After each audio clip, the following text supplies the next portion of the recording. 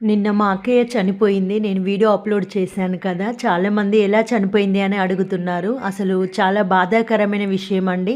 Tadikal village మొత్తం గూడా ఇంకా శోకసంద్రంలో మునిగిపోయింది అని చెప్పొచ్చు ఆ పిల్లల్ని చూసి. ఆ పిల్లల్ని చూసి ఏడవని వాళ్ళంటూ అసలు లేనే లేరు. ముగ్గురు పిల్లలండి అక్కయ్యకు. ఇద్దరు ఆడపిల్లలు, ఒక బాబు. ఒక పెద్ద పాపకు మాత్రమే మ్యారేజ్ అయింది రీసెంట్‌లీ. ఇద్దరు పిల్లలు గూడా చదువుకుంటున్నారు. అసలు వాళ్ళ బాధ అయితే వర్ణాతీతం అండి. వాళ్ళు గుక్కబెట్టి అమ్మ అమ్మ అని ఏడుస్తుంటే చాలా బాధ అనిపించింది. వాళ్ళని చూసి ఏడవని వాళ్ళు అసలు లేనే లేరండి ఆ ఊరు మొత్తం మీద. ప్రతి ఒక్కరు కూడా వాళ్ళని దగ్గర తీసుకొని చాలామంది ఏడ్చారు. అసలు ఎలా చనిపోయింది అని చాలామంది అడుగుతున్నారు.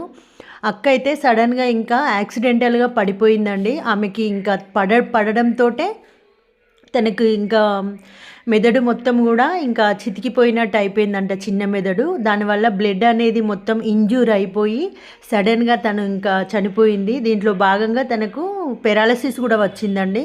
సో ఇంకా చనిపోయింది. బ్రెయిన్లో బ్లడ్ క్లాట్ అయ్యి ఆ క్లాటింగ్ అనేది ఎక్కువ పర్సంటేజ్ ఉండడం వల్ల సర్జరీకి కూడా అన్ఫిట్ అని చెప్పారండి. 3 డేస్ హాస్పిటల్లో ఉన్న తర్వాత చనిపోయింది. ఆమె 3 డేస్ హాస్పిటల్లో ఉన్నది కూడా చందన్ న్యూరో హాస్పిటల్. మీకు అందరికి తెలుసు కదా, మన సబ్స్క్రైబర్ తమ్ముడు రామచందర్ తమ్ముడు ఉన్నాడు. సో ఆ హాస్పిటల్లోనే అడ్మిట్ చేసామండి.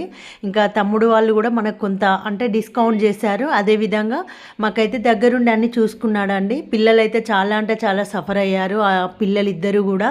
ఒక పాప హాస్టల్లో ఉంటుంది, చిన్న పాప.